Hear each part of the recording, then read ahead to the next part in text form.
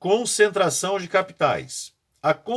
Com a adoção de novas tecnologias e a ampliação dos mercados consumidores europeus, a industrialização ganhou novo impulso. A partir de 1870, foi acompanhada por intensa concentração de capitais, a fim de monopolizar a produção e a distribuição de um ou mais produtos. Os grandes capitalistas da época compravam as empresas dos concorrentes ou os levavam à falência. Esse processo de compras ou fusão deu origem a empresas gigantes ou associações de empresas, as holdings, os trusts e os cartéis. A holding nasce da associação de várias empresas a uma grande empresa, que centraliza e controla as suas associadas e detém a maior parte de suas ações. O trust origina-se da fusão de várias empresas em uma única. Essa empresa gigante passa, então, a controlar desde a obtenção da matéria-prima até a comercialização do produto final. Com isso, passa a regular a oferta e a impor os preços finais. O cartel resulta de acordo entre empresas independentes do mesmo ramo para evitar os desgastes da concorrência, dividem o mercado entre si e fixam preços comuns. Nesse processo, foi comum também os bancos passarem a controlar muitas empresas de outro ramo, ganhando com isso grande poder e influenciando decisões de seus governos. Esse fenômeno é chamado por alguns historiadores de capitalismo financeiro ou monopolista. Então, esses processos que acabei de falar para vocês, eles representam, né, as condições que levaram aos grandes monopólios desse período, ou seja, empresas gigantes controlando determinados segmentos, grupos de empresas, né, que se aliaram para controlar determinados segmentos e grupos de empresas do mesmo ramo que se aliaram para não ter concorrência. Né? Por exemplo, a Samsung, a Motorola e a LG se aliam. Todos os celulares dela vão ter o mesmo preço. Você vai ter que escolher a marca, mas o preço vai ser o mesmo. Tá? Para não ter assim concorrência. Então, se vai ser mais caro, mais barato, isso depende do resto da concorrência que eles vão ter. Já não tem concorrência nenhuma, cada vez vão aumentar mais o preço ainda. Tá bom? Então, essa que é a ideia. Esses são os componentes que levaram aos grandes monopólios, aos monopolistas, né, que tomaram conta do mercado europeu nesse período aí da Revolução Industrial. Ok? Vamos para o próximo slide. Agora sim, falando do imperialismo. A partir de 1870, as potências europeias intensificaram a busca por mercados consumidores para os seus manufaturados e por áreas produtoras de matérias-primas para suas fábricas. Além disso, buscavam também oportunidade de investimento para seus capitais e colônias para acomodar parte de seu excedente populacional. Queriam ainda controlar as minas, as reservas minerais e explorar a mão de obra nativa. Por isso lançaram-se em uma disputa acirrada pela Ásia, pela África e pela Oceania. Esta corrida por colônias no século XIX é chamada de imperialismo ou neocolonialismo, para diferenciar do colonialismo vigente entre os séculos XVI e XVIII. Ora, é simples, tá? Vamos pensar que aí o século XIX são os anos 1800. Quando chega nesse período da nossa história, a maior parte das colônias ultramarinas da Europa, que estão na América, já proclamaram suas independências. Acabou, ó, acabou a exploração daqui, pessoal, já era, tá?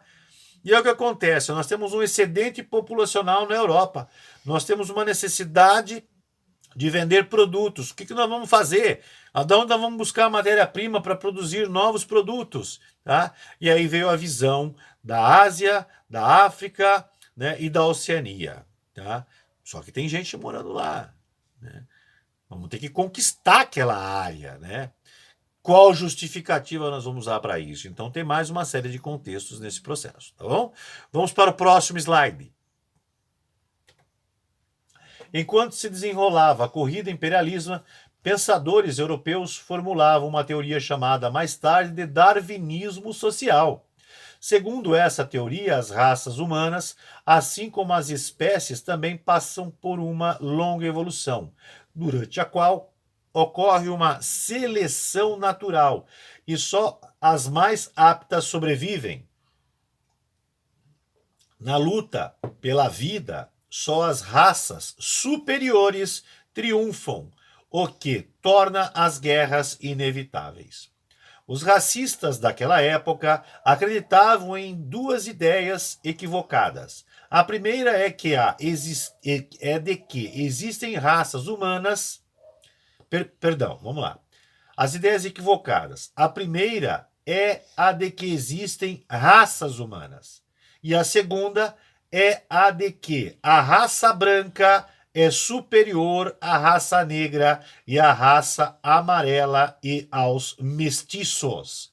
Assim, as teorias racistas do século XIX, que na época foram consideradas científicas, justificavam a dominação imperialista na Ásia, na África, na América e Oceania. Com base nessas e outras teorias racistas, os europeus brancos assumiram a tarefa de levar a civilização, isto é, o progresso e os bons costumes àqueles povos que consideravam incivilizados e racialmente inferiores a eles. Passaram assim a defender que os povos adiantados tinham a missão civilizadora para com os povos atrasados. Essas teorias que legitimavam o imperialismo na África e na Ásia também foram aceitas no Brasil. O escritor médico-legista Raymond Nina Rodrigues, por exemplo, afirmava... Prestem bem atenção aí, hein? Então vamos lá. Afirmava que a raça negra, por maiores que tenham sido seus incontáveis serviços à nossa civilização, há de constituir sempre um dos fatores de nossa inferioridade como povo. Vê se pode uma coisa dessa. Atualmente, numa afirmação dessa, ele já estaria preso, não é?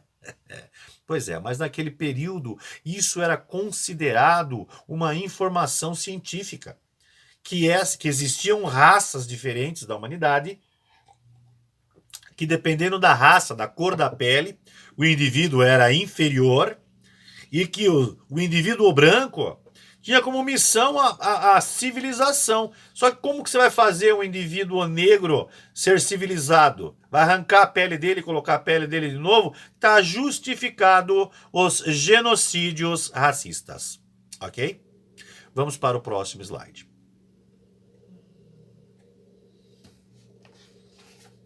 África, dominação e resistência.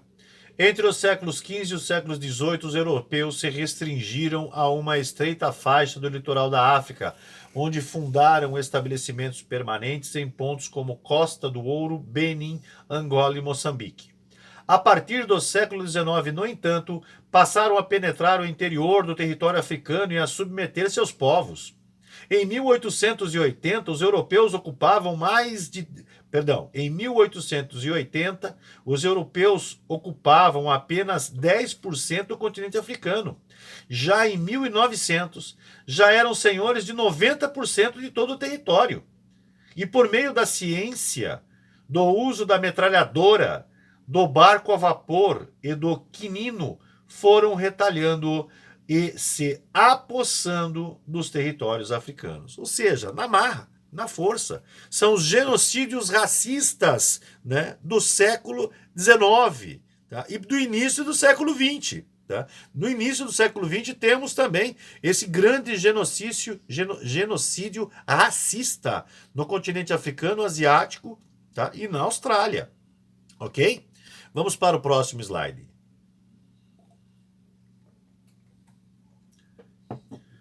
Franceses na África.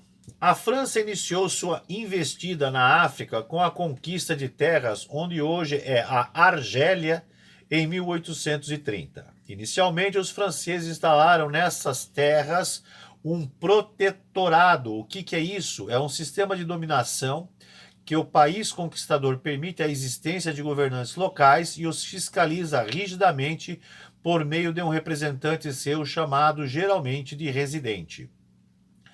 Então, obrigando os governantes locais a praticarem a sua política. Posteriormente, assumiram o governo local, tomaram as terras dos nativos e os obrigaram a trabalhar nas culturas de oliveira, vinhos, frutas, legumes destinados à exportação. O governo francês prometia integrar os argelinos à civilização, mas, na prática, impedia que tivessem acesso a direitos básicos, como, por exemplo, a instrução primária. Além da Argélia, a França submeteu terras e povos em várias outras partes da África. No Oceano Índico, conquistou Madagascar, ou seja, a conquista ela foi de forma objetiva, militar e de exploração. Não houve aí um processo civilizatório nenhum, tá? Mas a justificativa era essa. Vamos para o próximo slide.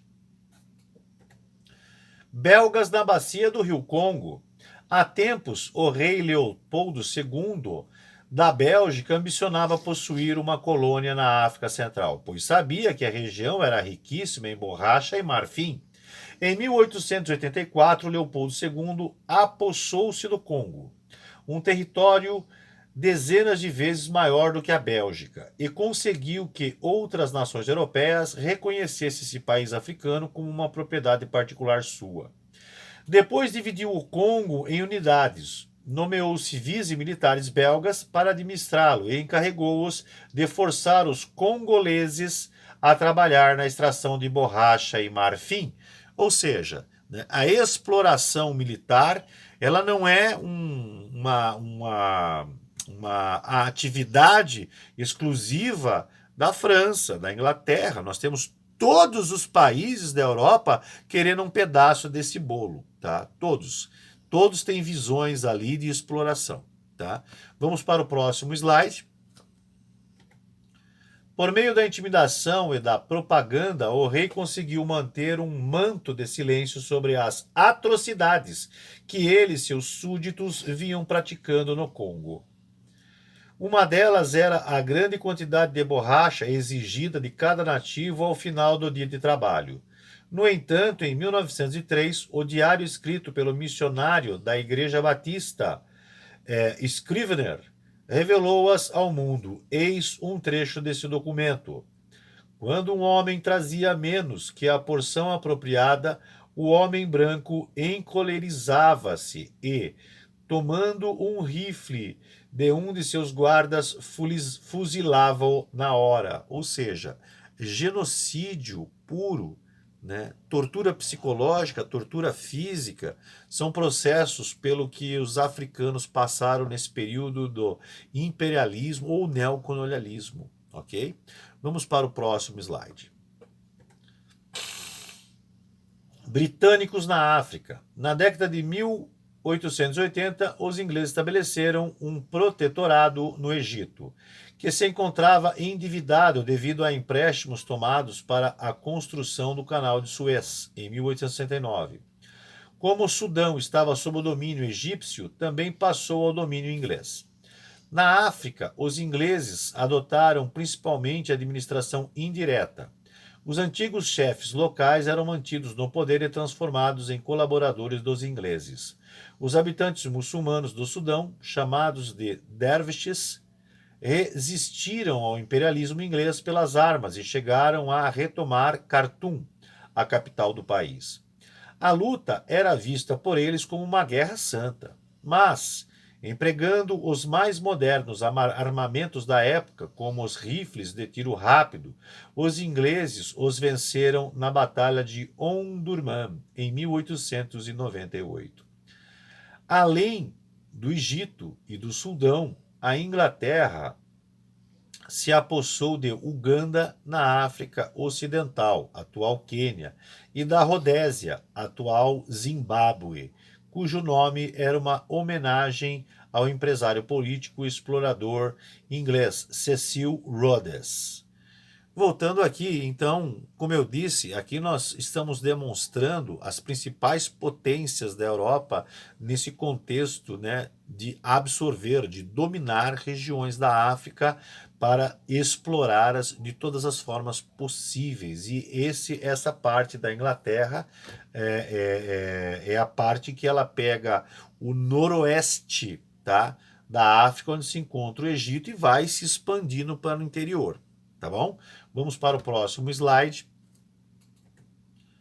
Outros europeus na África. Portugal, por sua vez, manteve a maior parte dos territórios conquistados no século XV e XVI, como Guiné, Angola, Moçambique, São Tomé e Príncipe e as ilhas de Cabo Verde. A Alemanha entrou na corrida pela África, estabelecendo uma colônia banhada pelo Atlântico, a África do Sudoeste Alemão, e outra banhada pelo Índico, a África Ocidental Alemã. A Espanha conservou uma parte do Marrocos, o Marrocos espanhol. Ok? Então essa é a definição aí de mais algumas regiões dominadas pelos europeus naquele período, para a gente poder estudar aqui essa dominação. Tá? Vamos continuar nos nossos slides. Por fim, a Conferência de Berlim. Essa é uma informação importante para a gente poder ter mais conhecimento a respeito dessa repartição. As principais potências perceberam que a corrida imperialista poderia alterar o equilíbrio de poder e provocar uma guerra entre elas. Por isso, em 28 de fevereiro de 1885, reuniram-se na Conferência de Berlim para criar regras e condições favoráveis à ocupação da África. Com esse objetivo, os europeus decidiram permitir a livre navegação nas bacias do rio Congo e Níger, duas importantes vias naturais de penetração ao continente. Liberar o comércio na bacia do rio Congo. Considerar que uma nação europeia só teria direito sobre o território africano se comunicasse sua ocupação às demais nações e enviasse para a área uma autoridade capaz de manter a ordem. Conceder direitos especiais de proteção aos missionários e exploradores europeus. Reconhecer Estado livre do Congo como propriedade particular do rei Leopoldo II da Bélgica. Esse território imenso serviu como Estado tampão, separando as demais áreas ocupadas pelos europeus. Fixar regras para as futuras ocupações das costas da África. A partir da Conferência de Berlim, a corrida ao continente africano ganhou uma aceleração jamais vista. Nos anos que se seguiram, a África foi partilhada entre as potências europeias por meio de dezenas de acordos bilaterais. Entre esses acordos, cabe citar os tratados anglo-alemães de 1890, 1891 e 1893, que acabaram colocando a região do Alto Nilo sob influência britânica. Outro exemplo é o Tratado Anglo-Português, de 1891, que reconheceu o domínio de Portugal sobre Angola e Moçambique. Esses tratados bilaterais que se seguiram à conferência desenharam um novo mapa da África, concluído por volta de 1910. Então, a ideia é a seguinte, tá? Eles viram as grandes potências europeias viram o continente africano como um grande bolo de chocolate banhado a calda, né, de açúcar cristalizado, ou seja, abelhas em cima do mel, né? Eles dividiram o continente africano em questão de décadas, não tinha mais nem um pedacinho para ninguém, tá? E como que a gente vai ver isso? Por favor, vejam o próximo slide. Vamos verificar como era uma coisa antes, como era uma coisa depois. Prestem atenção aí na nossa próxima apresentação. Olha lá, África em 1880. Toda essa região amarela é África dos africanos, tá? Embora, tá, nós não concordássemos com essa invasão dos europeus no continente, vocês veem que a maior 90% da África é dos africanos. No mapa ao lado, África em 1910, nós podemos observar que os europeus dividiram a África inteira entre eles. Não existe um pedaço, tá, que defina a África como de africanos. Tá? Todas as cores aí, de acordo com a legenda, definem os donos daquela região. E olha que a maior parte da África ficou para os franceses. Prestem atenção aí. Né, para os franceses e para os britânicos. Os britânicos assumiram a maior parte do continente africano para si. Ok? Beleza, pessoal? É complicado. Ah, é complicado? É. Você imagina o genocídio racista que ocorreu nesse período. Tá bom? Todas as regiões foram dominadas, não teve poder regional dos nativos africanos que fosse capaz de combater essa invasão europeia. Tá bom? Vamos para o próximo slide. A partilha da Ásia. A combinação cobiçado desde quando os portugueses começaram a trazer as especiarias de Calicut da Índia em 1498, o imenso e populoso continente asiático também foi alvo do imperialismo europeu. Os ingleses chegaram à Índia no século XVII e aos poucos foram se impondo por meio da palavra ou da força. Ora criavam pequenas guerras contra marajás e nababos, ora aliavam-se a eles. Assim, por volta de 1750, apoderaram-se de quase todo o território hindu, transformando-o em um protetorado inglês. Então, passaram a vender seus tecidos da Índia a preços baixos e aumentaram os impostos sobre os tecidos indianos, forçando a alta de seus preços. Com isso, os ingleses levaram os produtores de tecido indiano à falência. A Índia, antes grande exportadora de tecido, passou a comprá-los da Inglaterra. Exportando para a Inglaterra a matéria-prima, o algodão bruto, e importando manufaturados ingleses, ainda se tornou no século XIX a joia mais preciosa da coroa britânica. Para os trabalhadores indianos, porém, a situação piorou. Trabalhavam mais tempo e, apesar disso, viviam endividados, pois os impostos retiravam a maior parte daquilo que eles produziam. Eram eles também os maiores prejudicados pela constante escassez de alimentos. Na segunda metade do século XIX, a Índia foi atingida por 6 crises de fome, que mataram cerca de 15 milhões de hindus. Ou seja, essa invasão do território hindu na Índia, né, teve consequências de mortes, né, militares pelo trabalho, né, dos bastidores para poder formular guerras entre os próprios nativos. Posteriormente, teve a dominação dos ingleses de forma militar também, o que com certeza provocou mortes agressivas, né, em dominação militar. E em seguida, os ingleses, né, com seu processo para poder taxar, né, esse novo território e abusar da mão de obra, conseguiu fazer com que esses indivíduos, né, regionais trabalhassem a maior parte do tempo que eles tinham na produção, tá, na produção industrial, não na agricultura, tá, fazendo com que os ingleses tivessem um grande lucro, mas os regionais, né, tivessem lá impostos para pagar e não tivessem alimentos para se alimentarem. Então, 15 milhões de habitantes dessas regiões morreram de fome, né? Tá bom? Terrível, terrível. Mas essa é a história. Ela não pode ser negada. Tá bom? Vamos para o próximo slide.